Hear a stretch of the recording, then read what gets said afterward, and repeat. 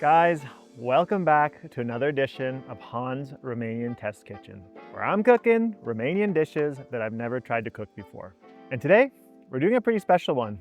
As you can see, I've got my chaun, my Romanian cast iron pot over the fire, and I'm gonna do a recipe that has been heavily requested by my followers, and that is balmosh.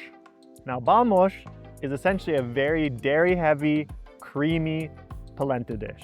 Growing up, we never ate this, so I think it's from a region of Transylvania that my family's not from. So without further ado, let's get into making this dish. I'm really curious to see how it tastes because everybody has been raving about it, and I hope that mine turns out well.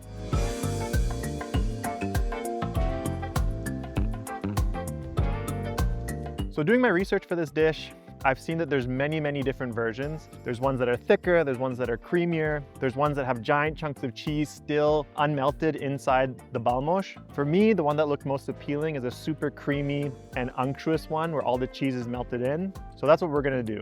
So the base for the balmosh is gonna be milk. That's what we're gonna cook our polenta in. I've got a liter of whole milk. I'm just gonna pop that in our cast iron pot. Along with that milk, I'm gonna add about a teaspoon of salt. And once that comes up to a boil, we'll be ready to add our polenta.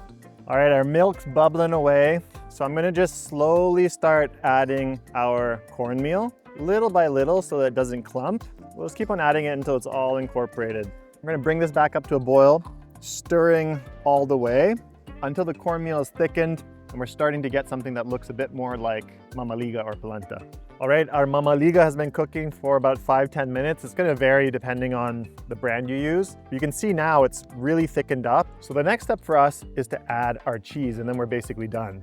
There's so many different variations of this recipe that I've seen online. A lot of them have different types of cheeses. A lot of them use a cheese called cașcaval though. It's really unique in the sense that it's super stringy, but it has like a depth of flavor that you would get from sort of like an old cheddar. If you can't find it, what I'd suggest you do is mix 50-50 dry mozzarella and an aged cheddar, and you're gonna get something that sort of resembles cașcaval, even though it's a bit hard to replicate in that way. Without further ado, let's get the cheese in here. And our job now is gonna be to mix this continuously until all that cheese has melted in.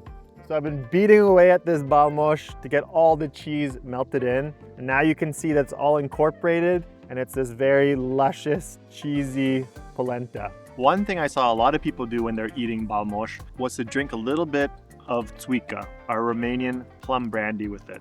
I have mine here in a Romanian Coke bottle. If you know, you know. And with this in hand, I'll be ready to try the balmosh. It's really good. It's super creamy, super cheesy, very rich. So I can see why this comes in handy. Sănătate.